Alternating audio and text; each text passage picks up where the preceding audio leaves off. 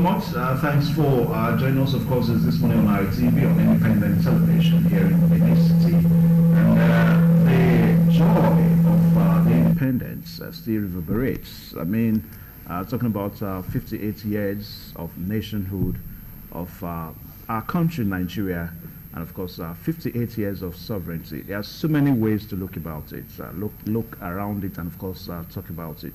And of course when you talk about independence, you almost talk about almost every sector of our country: the economy, education, agriculture, government, politics, and everything. You tend to base it on the independence, the journey so far, the journey of 58 years. Well, I like the fact that most of the discussions that we've watched since 2 days ago now has really been pivoted on politics. But I decided to stretch it further this morning so that we can also see our education the way we have really fared for these 58 years.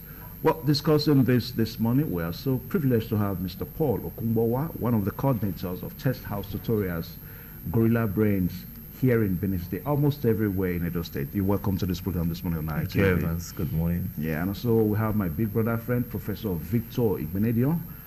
He's a professor with the Department of Vocational and Technical Education, University of Benin, here in Benin State. So you're welcome to this program. Yeah, you're welcome, sir.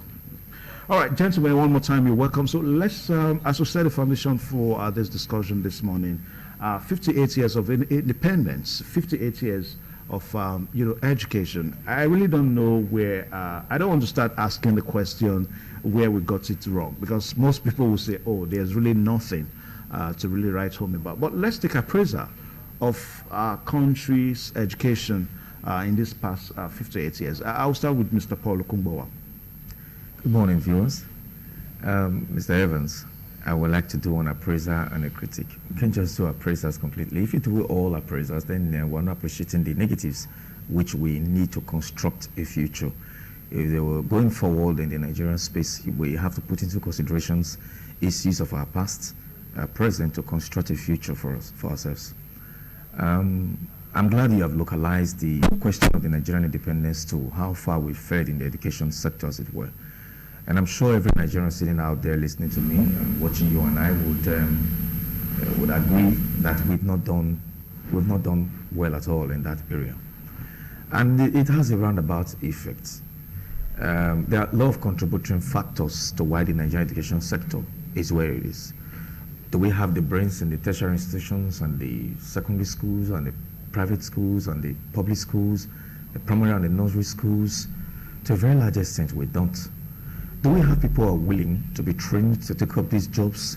Yes, they are. That is why, for me, the government has to take a conscious decision to make policies that are deliberate and conscious enough to cause a change in another 5-10 years. China today is the most industrialized country in the earth, not even America. China didn't get there because they were dabbling or playing around. It was a conscious, deliberate effort. They voted a reasonable part of their national resources to education, and the fruit of which today the world can see for itself. The average child in China is educated. The little kids in China knows the gains and the value of education, because having been educated, society will integrate you, and you will benefit on the basis of that knowledge that you are contributing to society. That is what it should be. Every Nigerian person carrying an idea in his or her head should think of how the society will integrate him or her into the Nigeria project, where he or she can also be, can also benefit from his idea. So the education thing goes beyond the classroom work. The classroom work is foundational. When you look at the Nigerian society at large, you'll discover that we're basically discouraging learning. It's almost to no good. We have people who have graduated from the university system, those who have left the polytechnic system, who are today going back to go and learn one craft or the other. Is that why they went to school? I remember that at a point in time in the history of this country, Aliko Dangote did advertised for truck drivers. And I was amazed that even PhD holders were applying to drive trucks because of the incentives. Are you against the fact that people go to learn vocation? Because when we say education, is all encompassing. Are you against that? No, for me, I think that where Nigeria is today, vocation is the only way out, not these received Eastern doctrines. But the point I'm trying to establish is there is a sector of the economy, of the society, where these technocrats who have gotten university education could fit in. That's why those courses are available in our university. Recently, I engaged some Polish emissaries on education fronts, and I discovered that in Poland presently, they are no longer doing some of the courses we do because it's no longer relevant to society. It's no longer empowering people privately and personally. It's because when you want to build a society, looking at the American dream, it thrives on the belief in the individual. The individual person culminates in the totality of the society. So when you build the individual man, you are building society. So when I took a look at the curriculum of some of the courses that is now offered in Poland, I was amazed that even these guys are doing what is called social media marketing as a course, when you should be trained professionally. For a course like social media marketing, Mr. Evans, you will not leave the university system, you will not leave polytechnics or whatever it is, you got that knowledge and start looking for a job. You are a job provider. And a numerous number of courses that I cannot begin to chunk out that I saw there that naturally empowers the person who has got that education. The one we have in Nigeria is to make us talk, speak English, write. There is nothing that we have contributed to society contingent on the knowledge we've gotten from our university system. We're basically in there hoping to come out one day and look for a job. Parasites, depending on society. Because society has been structured in that way. The education system in Nigeria has been structured in a way and manner that you are not thinking independent while you are still in that school. You are thinking how to attach yourself to an already existing avatar, namely a state or a private. These days, the best and the most endearing jobs in Nigeria is a civil service job, because of mental laziness. People want to stay, because in the civil service, professionality and accountability is almost a question that doesn't arise. You get paid at the end of the month whether you do anything or not. Some people's jobs in the civil service is just to carry paper from table to table.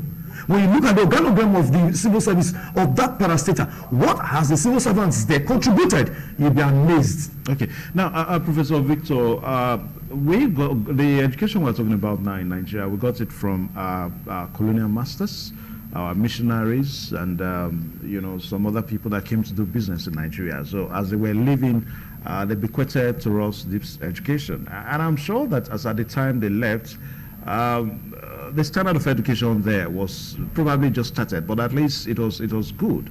So for 58 years now, would you say it has essentially reduced, or it has improved?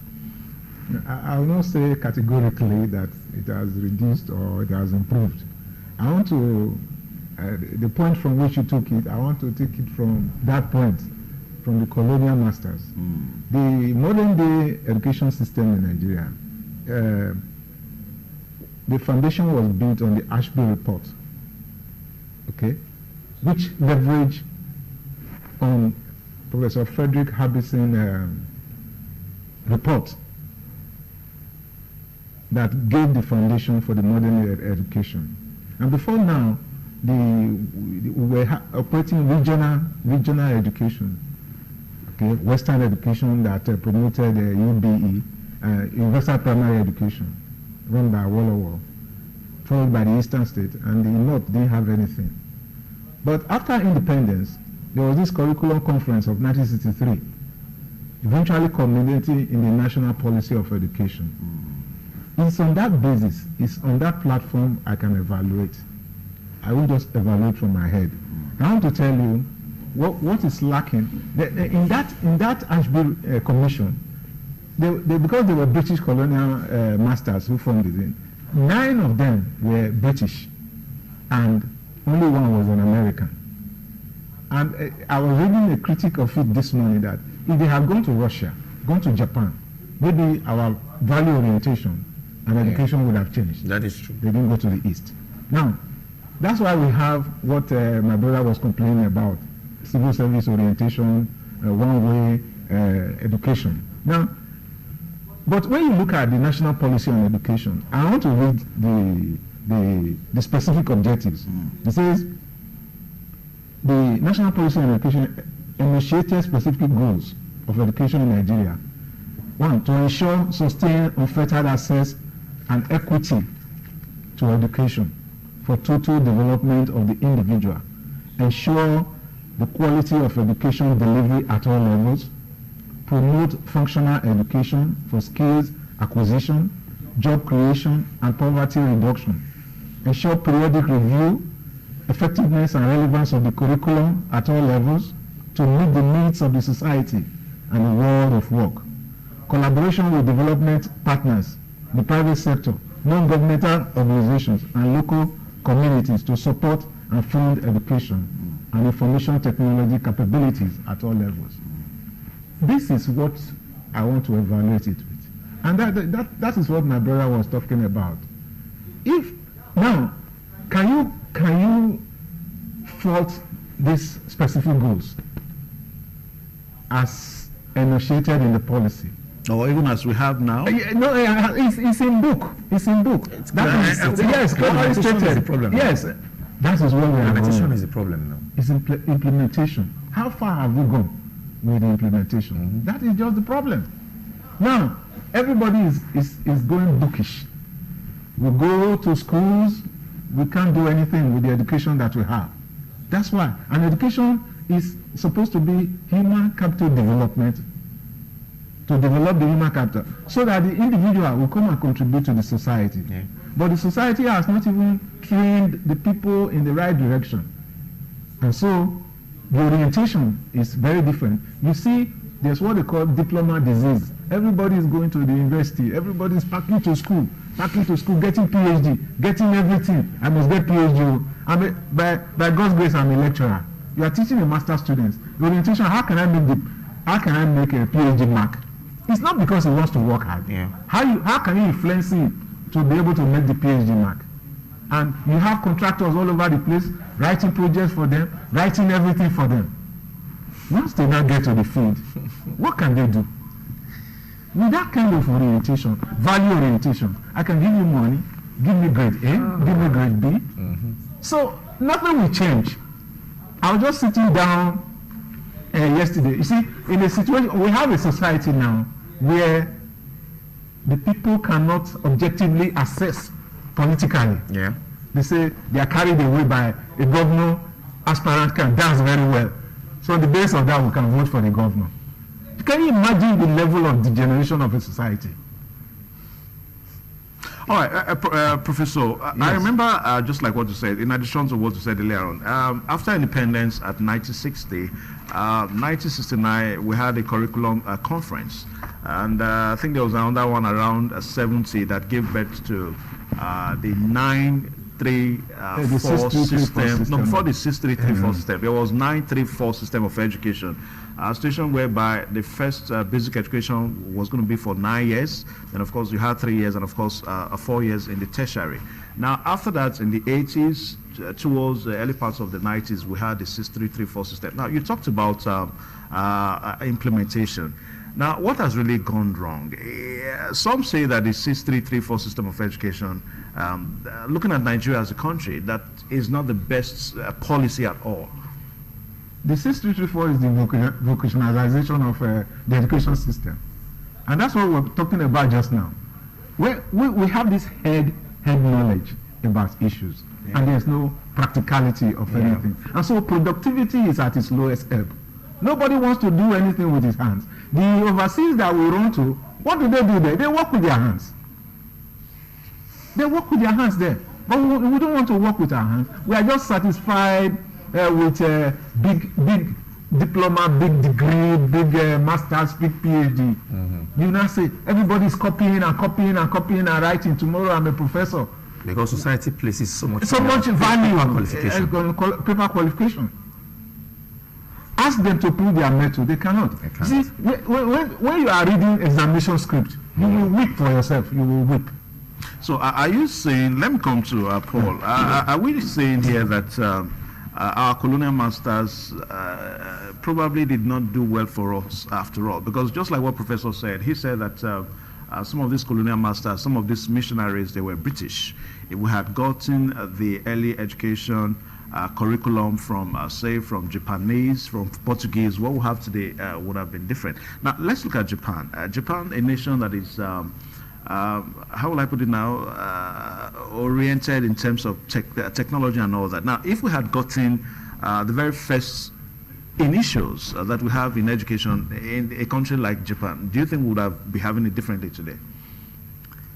There are those who would argue that the black man was not ever meant for anything good.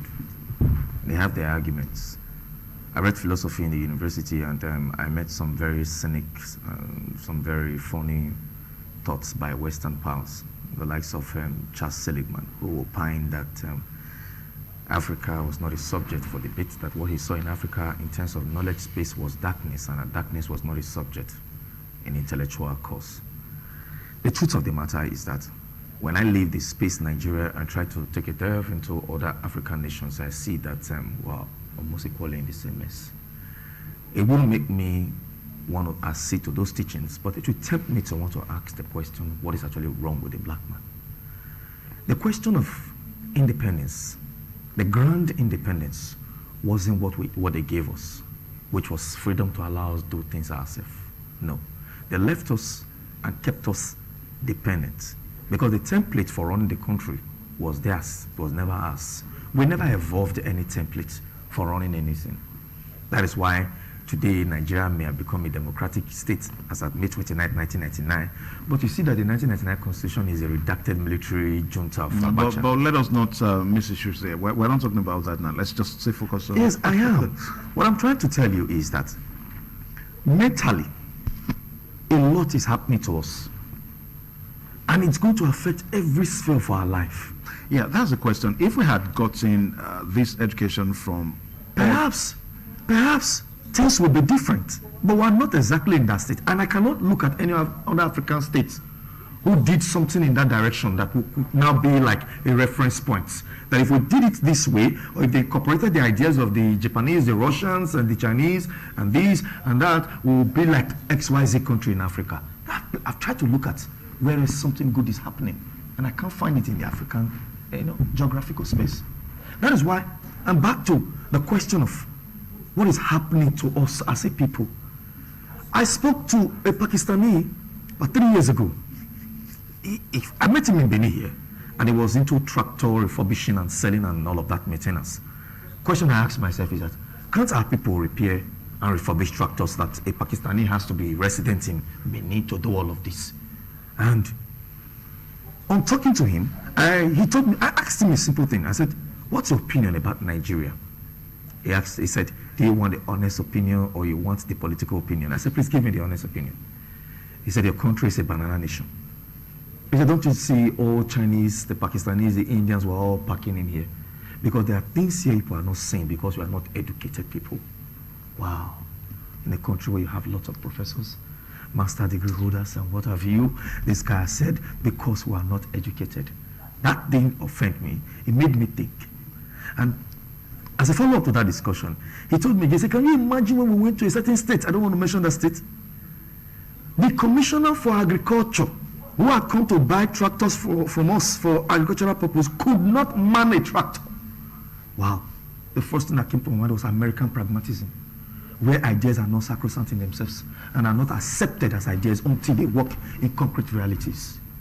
So if we both actually to appreciate things done by our hands, we will not be where we are.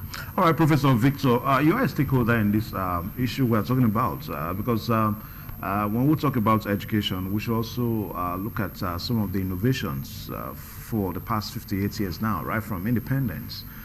My mother, she had a TC2, before she upgraded and all that. Now, I remember those days, things that she taught me. As a matter of fact, she was the first person that told me all and the whole. They are the same thing, so you don't use them together and all that. Now, what I'm trying to say is that now we've had the NCE as one of the innovations since independence. We've also had so many other programs within the education sphere, just to make sure that the quality of education in Nigeria is is being upgraded. But even at this, that quality is still not felt. I'm so afraid here because it looks as if we're trying to ask the question, what is really going on? What do you think is going on? One of the things I will say is that You see, the demand of education keeps rising, and the supply is not able to meet it. And so, in the process, the quality is compromised. And that's how you see new private university, proliferation of private universities. Who are the people managing these universities? They are the same federal university or state universities who are moonlighting in all these private universities. They are doing, and they cannot successfully do their work. Are we saying that the advent of private universities? It's not. I'm talking about demand and supply. Supply is not able to meet the demand because of a stilted demand. Everybody demanding for university education. Now, even the polytechnics themselves, they have reoriented themselves to providing a university education, leaving their basic mandate. Yeah. And so we are all just going one way. Nothing is happening. At the end, you graduate somebody. I have 2-1. I have a master's. I have PhD. It's not a productive individual. So there is need for value orientation in terms of the political orientation of the country. God bless you, sir. Because education is supposed to drive social, political, and economic direction of the country. Everything. Everything. Now, when we are talking about Greek, we are talking about it's education that you drive everything. All right, Paul, don't you think if we had stopped at the polytechnic education, that 58 years polytechnic education is the highest that we have, the case would have been different? That is why I told you that we don't have a well spelled out program for our education system. We couldn't have just stopped at the polytechnic level because those are handling more or less technical aspects of learning. Some have also canvassed for it. I mean, take for example, people say that for a developing nation like Nigeria, we're not supposed to have anything to do with university education. There's something I want to state here. Yeah. And any person in government listening to me should take it very seriously. The American government soon realized that the society was so good and curried that their youth were not going to go to school no more. Even to tomorrow, the average American sees this our own system of learning as boring. Because in the end, whatever you do pays you. So what they decided to do was to bring the education from that university level to the grassroots. Wherein if you want to be a basketballer, you must have some measure of education, and the basketball you're doing in the pitch will be part of the scoring for awarding you a certificate from NBA. They also took it to even truck driving. You have some level of education, you'll be trained at this sector level. That is why in societies like that, when they say there are no illiterates there, what they actually meant is that every sector of the society, there was a learning program designed to accommodate it. We all must not go to the university. No. This mentality is destroying the society and is killing us. Sylvester Stallone, American veteran movie star, wanted to study theater arts. He enrolled himself in one of the universities to study theater art. At the same time, he started getting movie roles. At some point, he abandoned his schooling and went into full-fledged movies and acting. Over the years, the university he first went to, monitoring his progress, and they came to the conclusion that all he has done on the screen is what he has done more than he could have done in the class. They called him back and gave him that degree.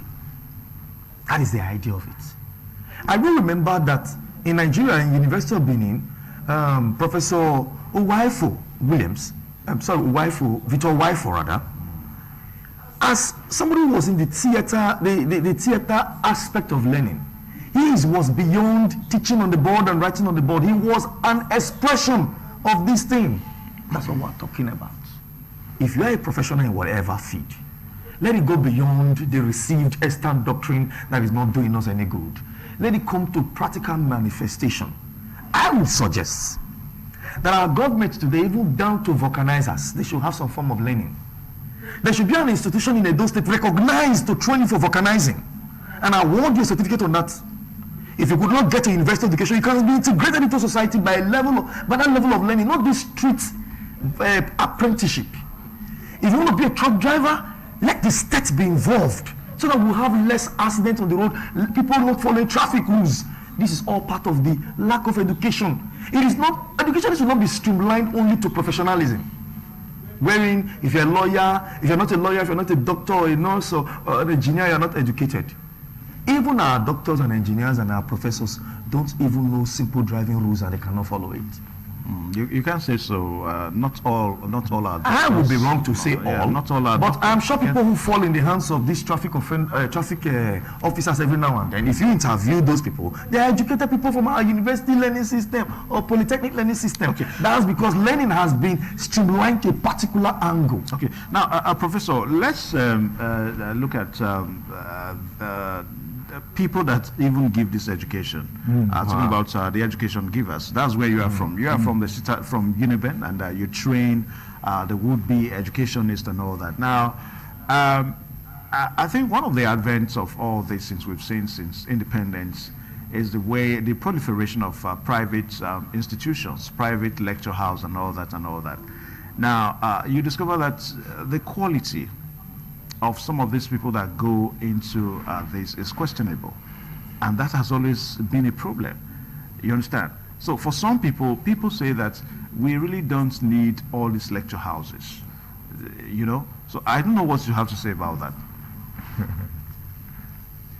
You see, I talked about the demand.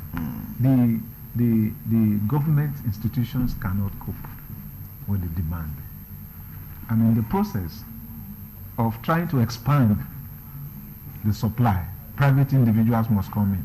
Yeah.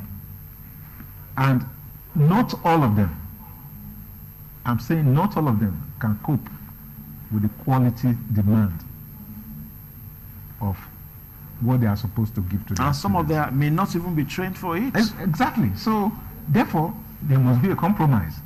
And it's a money spinning venture. Yeah, true. You know, at a point in time, after the late Governor Ali left, the education fell down so badly after the free education program. And people were withdrawing their children from the public schools. And the private schools now started to thrive. And as for them, anything will go. And what they were doing, they were cutting, some of them were cutting corners to be able to produce good results. And eventually, those same people will come back to the system. You see, there's a problem. Even in the university, if you try to stand and say, this is the quality that you have a problem. Because the people that have been produced from the compromised system, they are back to the system. Yeah. And they are going to perpetrate what you have. I'll tell you, why you will not stand out as a sore thumb. I was reading a commentary on, it said, Gulliver's Travel. When a true genius appears, you can know him by this sign, that all the dunces are in confederacy against him. That is true. When you now want to stand out, you have a problem in the society. Say, are you the one that you want to come and change the system for us? How can you change the system? So it's not a matter of not knowing. It's not a matter of not knowing what to do. It's the will, the political will. You see in our cabinet today, we say, okay, the corruption that we are pursuing now, that we are fighting against, how is it also in the system that we are operating? So, will you have the political will to be able to say, well? But they will turn around and say, we'll put you there. This is what we want. So it's not as if we don't know what is right, but the preponderance of the society, because of the kind of education that we have and the value orientation that we have, you will not even have the will. They will say a governor is work and see, and he's performing. Now that's not a job. Very soon he has lost touch with the people. Yeah, people are in a hurry. Give us immediate gratification. If it means that you have to break the treasury and divide the money, we continue in this circus. Okay. All right, gentlemen, as we wrap up now, let's look at some other things that may have also affected education right from independence. We understand that Nigeria Labour Congress, of which is the umbrella body for trade unions in Nigeria, the NUT is a part of the Nigeria Labour Congress. They are fighting for minimum wage. As we speak now, that is still a very big issue between them and the federal government. Now, some say, okay, let me put it this way. It is in Nigeria that people will say that the reward of the teacher In heaven. is in heaven. So some say that teachers are not well, paid. That also has affected the quality of education in Nigeria. You understand? So for these people, let me take it from Paul Okumbo before I come to you, Professor. Well, Karl Marx did opine that the economic order would always control the social order. For him, survival is the first statement. If you're not surviving, you cannot even give your best. That is where, again, we say the governments have not realized that they need to make a deliberate program on policy to address the ills in the education sector. We still have, in the private sector, in education, where teachers are paid 5,000 naira a month, 7,000 naira a month. The best payer in the education sector still remains government, even though what government is giving is still nothing. So what then do you expect? The guy who has a passion and a calling to teach might abandon it because he could not put food on his table and take to other things. And the guy who is happy to even be employed takes up the job. So far we see somebody he use self becomes the order of the day. And what do you then expect of that person who hasn't got a passion for that job? It's said in Latin that you cannot give what you do not have. It's what you have that you will give. I started having a better perspective of this education sector in Nigeria when I became a parent. It suddenly dawned on me, as it always, but heightened a bit, that if my children would ever stand in this society and amount to anything, it's going to be contingent on the level of education this society has to afford them. And when I look at the education system and what this society has to afford, I see that there's hardly anything I can do other than try to take them to a better society where they can be better educated. If you do not pay these teachers well, you have encouraged inadvertently malpractice. Because for a man who is not well paid, and a candidate comes and says that, sir, I didn't do well in your paper, the language is a metaphor. Everybody understands it. Why a candidate will come to you in your office after the exam to say, I didn't do well in your paper? The language is clear. And then when you look at the demands at home, the needs at home, maybe the first instance you didn't really feel like compromising, but the needs at home made you compromise. That's why Karl Marx said the economic order will control the social order. It is government who should act as an illoco parent in this case and put teachers in the perspective of illoco parents. I will never compromise this learning of my child.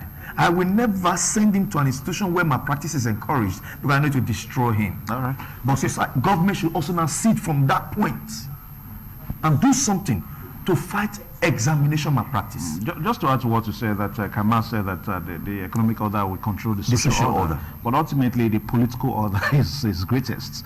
It's captured in the economic order because those who have the political will are the ones that determines the level of production and distribution in society. Okay. So now, Professor, you said earlier on that there is nothing wrong with our policies. Is the administration of it and implementation of it and all that, there are big problems. So what can we be doing now? What should the government be doing so as to really bring education the way it should be? I said it before, there should be value orientation.